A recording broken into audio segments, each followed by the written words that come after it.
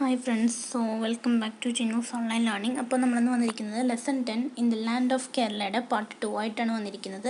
അപ്പോൾ വീഡിയോ ഇഷ്ടമായി കഴിഞ്ഞാൽ തീർച്ചയായും ലൈക്ക് ചെയ്യാനും ഷെയർ ചെയ്യാനും കമൻറ്റ് ചെയ്യാനും ഒന്നിനും മറക്കരുത്. ഇതുവരെയും നിങ്ങൾ സബ്സ്ക്രൈബ് ചെയ്തിട്ടില്ലെന്ന് സബ്സ്ക്രൈബ് ചെയ്യുക. ഒപ്പം കൂടെ കാണുന്ന ബെല്ലൈക്കണിൽ ഓൾ എന്ന ഓപ്ഷൻ ക്ലിക്ക് ചെയ്യാനും മറക്കരുത്. ഇന്ന് നമ്മൾ climate, reverse, back waters, lakes എന്നീ ടോപ്പിക്കാണ് ഡിസ്കസ് ചെയ്യുന്നത്. അപ്പോൾ നമുക്ക് അതിലേക്ക് കിടക്കാം. ഇന്ന് നമ്മൾ ഫസ്റ്റ് ഡിസ്കസ് ചെയ്യാൻ പോകുന്നത് ക്ലൈമറ്റാണ്, കാലാവസ്ഥ. Kerala experiences A moderate climate. കേരളത്തിന് എപ്പോഴും ഒരു മോഡറേറ്റ്, അതായത് അതിൻ്റെ അർത്ഥം ഞാൻ ഇപ്പോൾ പറഞ്ഞുതരാം.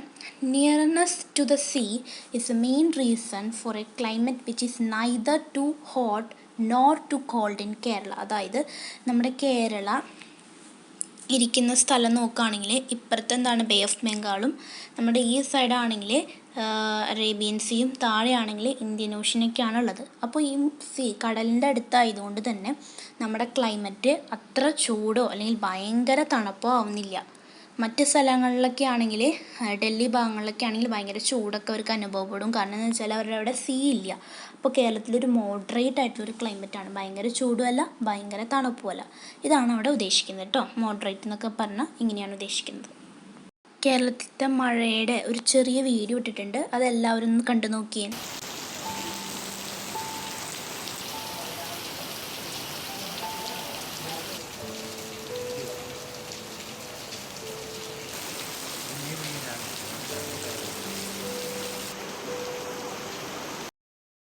ഓക്കെ, ദെൻ നെക്സ്റ്റ് ക്ലൈമറ്റ് വരുന്നത് സമ്മർ സീസൺ കഴിഞ്ഞാൽ വരുന്നതാണ് റെയിനി സീസൺ.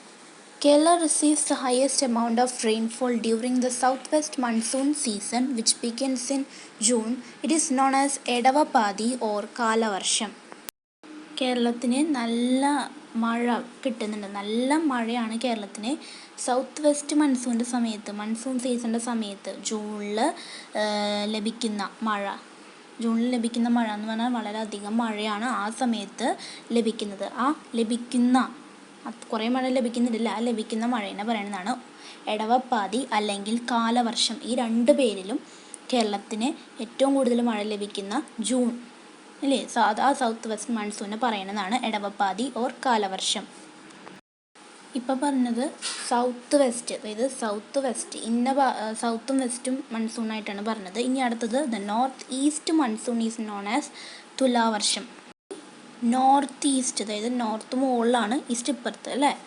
അപ്പോൾ ആ ഭാഗത്തുനിന്ന് ലഭിക്കുന്ന മഴ നോർത്ത് ഈസ്റ്റ് മൺസൂണിയാണ് നമ്മുടെ അവിടെ പറയുന്നത് എന്താണ്, തുലാവർഷം എന്നാണ് പറയുന്നത്. ഇപ്പോൾ ഒരു മഴകൾ രണ്ട് രീതിയിൽ പറയുന്നുണ്ട്, എടവപ്പാതി ഓർ കാലവർഷം, പിന്നെ പറയുന്നതാണ് തുലാവർഷം. സൗത്ത് വെസ്റ്റ് മൺസൂൺ എടവപ്പാതി ഓർ കാലവർഷം എന്ന് പറയുന്നു. നോർത്ത് ഈസ്റ്റ് മൺസൂണാണ് തുലാവർഷം. Evening showers accompanied by thunder is the peculiarity of തുലാവർഷം. തുലാവർഷത്തിൻ്റെ പ്രത്യേകത എന്ന് പറഞ്ഞു കഴിഞ്ഞാൽ എന്താണ്, ഈവനിങ് ഷവേഴ്സ്, അതായത് ഈവനിങ് സമയത്ത് ചെറിയ മഴ, മഴ പെയ്യും, ചെറിയ എന്താ പറയുക മഴ പെയ്യും. അതെങ്ങനെയായിരിക്കും, ഇടിമിന്നലോട് കൂടിയുള്ള മഴകളായിരിക്കും പ്രത്യേകത. ജൂൺ സമയത്തൊക്കെ ഇടിമിന്നലോട് കൂടിയുള്ള മഴ, അതാണ് അവിടെ നടക്കുന്നത്. ഡ്യൂറിങ് വിച്ച് മന്ത്സ് ഇസ് തുലാവർഷം എക്സ്പീരിയൻസ്ഡ് ഇൻ കേരള. കേരളയിലെ ഏതൊക്കെ മാസങ്ങളിലാണ് തുലാവർഷം ഉള്ളത് നമുക്ക് നോക്കാം. ഏതൊക്കെ മാസങ്ങളാണെന്ന് നോക്കാം. തുലാവർഷം എക്സ്പീരിയൻസ് ചെയ്യുന്ന മന്തുകളാണ് ഒക്ടോബർ ടു നവംബർ. ചില സമയങ്ങളിൽ അത് ഡിസംബർ വരെയോ, ഒക്ടോബർ ടു ഡിസംബർ വരെ, ഓക്കെ, അല്ലെങ്കിൽ ഒക്ടോബർ ടു നവംബർ വരെയാണ്. ചില സമയങ്ങളിൽ ഡിസംബറും കൂടിയും ആവാറുണ്ട്. മനസ്സിലായോ? ഇനി നമുക്ക് വിൻ്റർ സീസണെ കുറിച്ച് നോക്കാം. അതിൻ്റെ ഒരു video കണ്ടോക്കൂ. The coldest season of the year, which starts in the month of November and lasts till February. It comes after the rainy season. Winter mornings are misty and cold. There is dense fog everywhere. In colder regions, we can often see grounds covered with snow. It snows a lot in winter. Winter is the season of snow, frost, biting winds, and extreme cold. In order to protect ourselves, we wear warm woolen clothes such as sweater, jacket, socks, scarf, cap and mittens. Rainy season കഴിഞ്ഞാൽ വരുന്ന മാസമാണ് winter season. By the end of December a slightly colder climate is experienced in Kerala. The summer season begins by the middle of February. അതായത് ഏതാണ്ട് ഒരു ഡിസംബറിൻ്റെ അവസാനമായി തുടങ്ങുമ്പോൾ തൊട്ട് ചെറിയൊരു തണുപ്പ് നമുക്ക് കിട്ടുന്നത്. ചില സമയങ്ങളിൽ നവംബർ സമയത്ത് തന്നെ തുടങ്ങും. നവംബറിൻ്റെ ഒരു മിഡിൽ സമയത്ത് തന്നെ തണുപ്പ് തുടങ്ങും. ഏതാണ്ട് ഒരു ജനുവരി ആകുമ്പോൾ ചിലത് അവസാനിക്കും. ചിലത് ഫെബ്രുവരിയുടെ ഒരു പകുതി വരെ തണുവുണ്ടായിരിക്കും ചില സമയങ്ങളിൽ. അപ്പോൾ അതിന് കറക്റ്റായിട്ട് ഇപ്പോൾ പറയാനാണെങ്കിൽ നമുക്ക് ഡിസംബർ തൊട്ടാണ് ഏതാണ്ടൊക്കെ സ്റ്റാർട്ട് ചെയ്യുന്നത്. പിന്നെ കേരളത്തിന് കുറവാണ് ലഭിക്കുന്നത്. ഞാൻ പറഞ്ഞു കേരളത്തിൻ്റെ അവിടെ സീസ് ഉള്ളത് കൊണ്ട് തന്നെയാണ് നമ്മുടെ ക്ലൈമറ്റ് വളരെ ചൂട് കൂടുതലല്ല, വളരെ തണുവുമല്ല. ചില സ്ഥലങ്ങളിൽ, അതായത് ഫോറിൻ കൺട്രീസിലൊക്കെ ഈ കോൾഡർ സീസൺ ഈ സമയം എന്നൊക്കെ പറയുമ്പോൾ ഭയങ്കര തണുവാണ്, മഞ്ഞുവീഴ്ചയൊക്കെ ഉണ്ടായിരിക്കും. നമ്മുടെ അവിടെ അങ്ങനെ ഇല്ല. അതേപോലെ തന്നെ വിൻ്റർ സീസൺ കഴിഞ്ഞാൽ പിന്നെ വീണ്ടും വരെ എന്താണ് സമ്മർ സീസൺ വരികയാണ്. അതൊരു ഫെബ്രുവരി പകുതി തൊട്ട് തുടങ്ങുകയായി. What features of summer are experienced in your locality? Summer സീസണിൻ്റെ സമയത്ത് നമ്മുടെ ലൊക്കാലിറ്റിയിൽ ഗ്രാമങ്ങളിലൊക്കെ എന്താ, അല്ലെങ്കിൽ നമ്മൾ ജീവിക്കുന്ന സ്ഥലങ്ങളിലൊക്കെ എന്താ സംഭവിക്കുന്നത്? Decrease in the flow of water in rivers. പുഴകളിലൂടെ ഒഴുകുന്ന വെള്ളത്തിൻ്റെ ഒഴുക്ക് കുറയും. പിന്നെയോ സ്കേഴ്സിറ്റി ഓഫ് വാട്ടർ, വെള്ളത്തിന് ക്ഷാമം വരും. Plants whether away.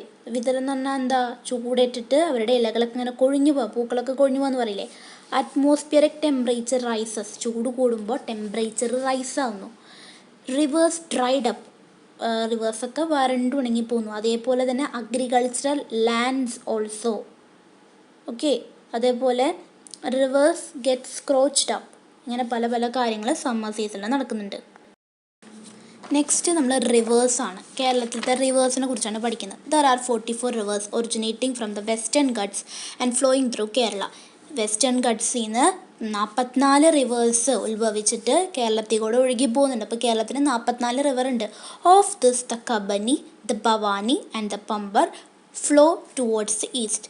ഈ 44 റിവറിൽ 3 റിവേഴ്സ്, അതായത് കബനി, ഭവാനി, പമ്പർ, ഇവരൊക്കെ ഈസ്റ്റ് സൈഡിൽ കൂടെയാണ് ഒഴുകി പോകുന്നത്. അതിൽ 41 എണ്ണമാണ് നമ്മുടെ ഭാഗത്തോടെ ഒഴുകി പോകുന്നത്. The Periyar is the longest river in Kerala. കേരളത്തിൽ വെച്ച് ഏറ്റവും നീളം കൂടിയ റിവർ ഏതാണ്? പെരിയാർ. പെരിയാർ നദി എന്ന് കേട്ടിട്ടില്ലേ? അപ്പോൾ പെരിയാറാണ് ഏറ്റവും നീളം കൂടിയത്. ഇനി നമുക്ക് റിവേഴ്സ്, കേരളത്തിലെ 44 റിവേഴ്സ് കാണിക്കുന്ന ഒരു വീഡിയോ ഉണ്ട്, അത് നമുക്കൊന്ന് കണ്ടു നോക്കാം. അപ്പോൾ നിങ്ങൾക്ക് ഏതൊക്കെയാണ് ആ 44 റിവേഴ്സ്, നമ്മളിപ്പോൾ 44 എണ്ണത്തിലെ 3 റിവർ പഠിച്ചു, കബനി, ഭവാനി, പമ്പർ. ഇനി നമുക്ക് 41 റിവേഴ്സും കൂടി നോക്കാനുണ്ട്. അപ്പോൾ ഏതൊക്കെയാണ് ആ 41 റിവേഴ്സും കൂടി നമുക്കൊന്ന് നോക്കാം.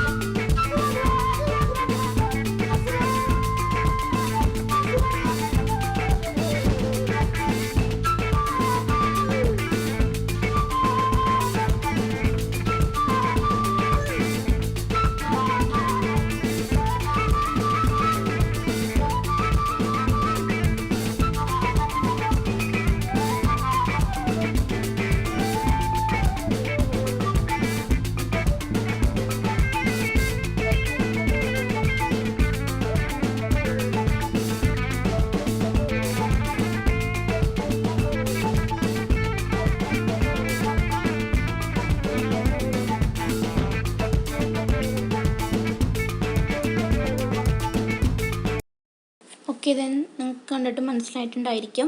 Observe the maps in the social science lab and answer the following questions. Which are the rivers flowing through your district? നിങ്ങളുടെ ഡിസ്ട്രിക്റ്റിലൂടെ ഒഴുകുന്ന നദികളുടെ പേര് എഴുതുക. From which physiographic divisions do the rivers in Kerala originate? ഏത് ഫിസിയോഗ്രാഫിക് ഡിവിഷനിൽ നിന്നാണ് കേരളത്തിലെ നദികൾ ഉണ്ടാകുന്നത്? അത് നിങ്ങൾ സ്വയം മാപ്പുകളൊക്കെ നിരീക്ഷിച്ച് കണ്ടുപിടിക്കാനുള്ളതാണ്. Write down the uses of rivers. Rivers കൊണ്ടുള്ള ഉപയോഗങ്ങൾ ഏതൊക്കെയാണ് നമുക്കൊന്ന് നോക്കാം. ഫസ്റ്റത്തെ അവിടെ പോയിന്റ് കൊടുത്തിട്ടുണ്ട്, ഡ്രിങ്കിങ് വാട്ടർ, വെള്ളം കുടിക്കാനായിട്ട്. Animal, plant and aquatic habit, മൃഗങ്ങൾക്കും ചെടികൾക്കും വെള്ളത്തിൻ്റെ അടിയിലുള്ള അക്വാട്ടിക് ആയിട്ടുള്ള ആൾക്കാർക്ക്, അതായത് വെള്ളത്തിൻ്റെ അടിയിൽ താമസിക്കുന്ന ജീവികൾക്കും അവർക്ക് താമസിക്കണം, അതുപോലെ അവർക്ക് വെള്ളം കുടിക്കാൻ. ട്രാൻസ്പോർട്ടേഷൻ സിസ്റ്റംസ്, നമുക്ക് യാത്രകൾ ചെയ്യാൻ, അങ്ങോട്ടും ഇങ്ങോട്ടും പോകാനും ട്രേഡിനും മറ്റു കാര്യങ്ങൾക്കും. മിനറൽ എക്സ്ട്രാക്ഷൻ, മിനറൽസ് ശേഖരിക്കാൻ. ഫുഡ് സോഴ്സ്, നമുക്ക് മീൻ പിടിക്കാനും മറ്റു കാര്യങ്ങൾക്ക് നമ്മുടെ ഭക്ഷണത്തിനുള്ള വക. Recreation and tourism purpose, tour പോകാനും അതുപോലെ നമുക്ക് മറ്റു കാര്യങ്ങൾ ചെയ്യാനായിട്ടും. അതുപോലെ അഗ്രികൾച്ചർ ആൻഡ് ഇൻഡസ്ട്രിയിലേക്ക് ആവശ്യം വെള്ളം ഉണ്ടാവും, അതുപോലെ കൃഷിക്ക് വെള്ളം, അതിനൊക്കെ നമ്മൾ റിവർ ഉപയോഗിക്കുന്നുണ്ട്. അപ്പോൾ റിവർ വളരെ ഇമ്പോർട്ടൻ്റ് ആണ്. എന്നാൽ ഇന്നത്തെ റിവറുകളുടെ പ്രസൻറ്റ് സിറ്റുവേഷൻ നോക്കൂ എന്തൊക്കെയാണെന്ന്. നമ്മൾ റിവേഴ്സിന് നല്ല രീതിയിൽ സൂക്ഷിച്ച് ഉപയോഗിക്കണം. Today the rivers in Kerala are under the threat of pollution. ഇന്ന് കേരളത്തിന് 44 റിവറുകളിലും ഒട്ടുമിക്ക റിവറുകളെല്ലാം പൊല്യൂഷൻ്റെ വക്കിലാണ്, ഭീഷണിയിലാണ് നിൽക്കുന്നത്. List out the other problems faced by the rivers in your locality. Bank shelving, അതൊരു പ്രോബ്ലമാണ്. അതുപോലെ പൊല്യൂഷൻ, പിന്നെയോ സാൻഡ് മൈനിങ്, മണ്ണൊക്കെ മാന്തി എടുക്കുക, അവിടുത്തെ മണ്ണൊക്കെ മാന്തി അതൊക്കെ നികത്തുക. എൻറോച്ച്മെൻറ്റ് എന്ന് പറഞ്ഞാൽ എന്താണ്? അതിക്രമണം അല്ലെങ്കിൽ നിയമവിരുദ്ധമായ നുഴഞ്ഞു കയറുക എന്നൊക്കെയാണ് അതിൻ്റെ അർത്ഥം. അപ്പോൾ ഇതൊക്കെ അവിടെ എഴുതുക. ഇനി നമുക്ക് ഇതേപോലെ നമ്മുടെ മനുഷ്യൻ്റെ കുറേ പ്രവൃത്തികൾ കാരണം വറ്റിപ്പോയിട്ട് വീണ്ടും ചെറുതായിട്ട് ഒന്ന് ഒഴുക്ക് വന്ന് തുടങ്ങിയ ഒരു റിവറിനെ കുറിച്ച് നമുക്ക് നോക്കാം. അപ്പോൾ ഞാൻ പറഞ്ഞ ആ റിവറിനെ കുറിച്ച് നമുക്ക് നോക്കാം. The Kodungara Pallappuzha in Attappadi which had dried up 25 years ago is in the course of regaining its flow. ഒരു പ്രാവശ്യം കുറേ മുമ്പ് 25 വർഷങ്ങൾക്ക് മുമ്പ് അട്ടപ്പാടിയിൽ ഒഴുകിക്കൊണ്ടിരുന്ന ഈ ഒരു കൊടുങ്കര പല്ലപ്പുഴ എന്ന് പറയുന്ന ഈ റിവർ ഒഴുക്ക്, അതായത് ആകെ വറ്റി വരണ്ട് പോയതാണ് നമ്മുടെ മനുഷ്യനെ കുറേ പ്രവർത്തികൾ കാരണം. ഇന്നത് ചെറുതായിട്ടൊന്ന് ഒഴുകി തുടങ്ങിയത്, ഒരു ചാല് പോലെയാണ്. The Kodungara Pallappuzha is a tributary of the Bhavani river originating from the Perumalmadi in Tamil Nadu ബോർഡറിലത്തെ പെരുമൽമടി എന്ന് പറയുന്ന ഒരു ഭാഗം. അവിടുത്തെ ഭവാനി റിവറിൻ്റെ ട്രിബ്യൂട്ടറിയാണ്. നമ്മൾ ഇൻഡസ് ആൻഡ് ഇറ്റ്സ് ട്രിബ്യൂട്ടറീസ് എന്ന് പറയുന്ന പോലെ ഭവാനി റിവറിൻ്റെ ട്രിബ്യൂട്ടറിയാണ്. Deforestation lead to the degeneration of the river. അതായത് ഡീഫോറസ്റ്റേഷനാണ് ഇതിന് കാരണം. ഇനി ഇതെങ്ങനെയാണ് ഇനി വീണ്ടും ഒഴുക്ക് തുടങ്ങിയത്? Aided by activities such as the construction of rain water percolation pits, അതായത് മഴവെള്ള സംഭരണി സ്റ്റാർട്ട് ചെയ്തിട്ടും, ചെക്ക് ഡാംസ്, തടയണകൾ തുടങ്ങിയിട്ടും, എഫോറസ്റ്റേഷൻ പ്രോഗ്രാംസ്, കാട് വെച്ച് പിടിപ്പിക്കൽ, അതൊക്കെ തുടങ്ങിയപ്പോഴാണ് ഇതിൻ്റെ ഒഴുക്ക് വീണ്ടും വന്നത്. The river has regained its flow through Attappadi. അതുകൊണ്ടാണ് ഇപ്പോൾ അട്ടപ്പാടിയോട് ചെറുതായിട്ടൊന്ന് ഒഴുകി തുടങ്ങിയത്. നമുക്ക് നോക്കാം. Though Kerala has numerous rivers, many places face acute water shortage during summer. കേരളത്തിന് ഇത്ര അധികം റിവർ ഉണ്ടായിട്ടും എന്താ പറയുക, സമ്മർ സീസണിൽ വളരെയധികം വെള്ളത്തിന് ക്ഷാമം അനുഭവപ്പെടുന്നുണ്ട്. എന്തുകൊണ്ടാണ്? Lack of proper water conservation, വെള്ളം മര്യാദയ്ക്ക് സംരക്ഷിക്കാത്തതുകൊണ്ട്. Pollution, sand mining, ground water level dropped, താഴത്തുള്ള വെള്ളം വളരെ കുറഞ്ഞു, വെള്ളത്തിൻ്റെ അളവ് കുറഞ്ഞു. പുവർ നോർത്ത് ഈസ്റ്റ് മൺസൂൺ, ഈ പ്രാവശ്യം അതായത് നമ്മുടെ തുലാവർഷം അങ്ങനെ ഇതില്ല, നമുക്ക് വെള്ളം കിട്ടുന്നില്ല. നോർത്ത് ഈസ്റ്റ് മൺസൂൺ നമുക്ക് ലഭിക്കാത്തത് കൊണ്ട് തന്നെയാണ്. അപ്പോൾ ഇതൊക്കെയാണ് അതിൻ്റെ റീസൺസ്. നെക്സ്റ്റ് നമ്മൾ പഠിക്കാൻ പോകുന്നത് ബാക്ക് വാട്ടേഴ്സിനെ കുറിച്ചാണ്.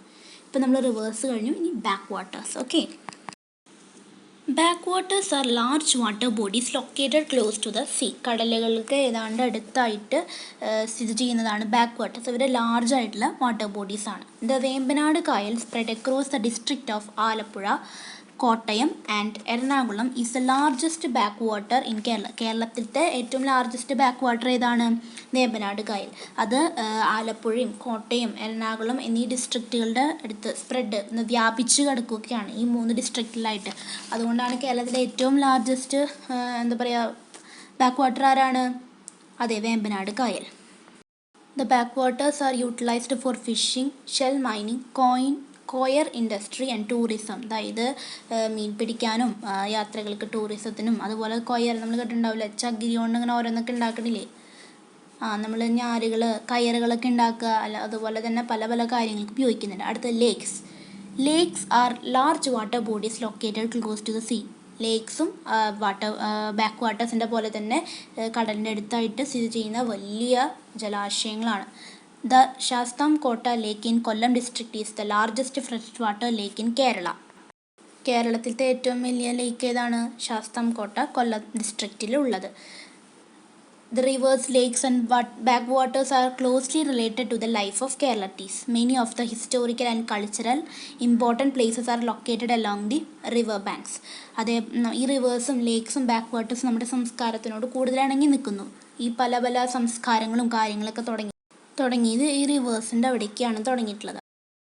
ബാക്ക്വാട്ടേഴ്സ് and lakes face several problems. List them out. Backwaters ആയാലും ലേക്സ് ആയാലും ഈ റിവേഴ്സിൻ്റെ പോലെ തന്നെ കുറേ പ്രോബ്ലംസ് അവർക്കുണ്ട്. അതേതൊക്കെയാണ്? ഡംപിങ് ഓഫ് ഇൻഡസ്ട്രിയൽ വേസ്റ്റുകൾ, ഇൻഡസ്ട്രിയിൽ നിന്നുള്ള വേസ്റ്റുകൾ ഇതിലേക്ക് തള്ളുന്നു. പിന്നെയോ waste expend from house boats. ഈ ലേക്കിലും ബാക്ക് വാട്ടേഴ്സിലൊക്കെയാണ് ഹൗസ് ബോട്ട്സുകൾ പോവുക അല്ലേ? അപ്പോൾ ഹൗസ് ബോട്ടിൽ നിന്നുള്ള വേസ്റ്റുകൾ, ഫുഡ് വേസ്റ്റ്, എല്ലാ വേസ്റ്റും ഇതിലേക്ക് ഡംപ് ചെയ്യുന്നത്. ഇതൊക്കെയാണുള്ളത്. അപ്പോൾ ഞാൻ ഇവിടം വരെയാണെന്ന് എടുക്കുന്നത്. അപ്പോൾ നിങ്ങൾ ഇവിടം വരെയുള്ള വീഡിയോ വാച്ച് ചെയ്യുക. സബ്സ്ക്രൈബ് ചെയ്യുമ്പോൾ ഒരു ബെല്ലൈക്കൺ കാണും, അതിൽ ഓൾ എന്നൊരു ഓപ്ഷൻ ക്ലിക്ക് ചെയ്യാനും മറക്കരുത്. എൻ്റെ എല്ലാ വീഡിയോസും വാച്ച് ചെയ്യുക. അടുത്ത വീഡിയോ ഉടനെ തന്നെ അപ്ലോഡ് ചെയ്യും. അപ്പോൾ എല്ലാവർക്കും ടാറ്റാ ബൈ, സീ.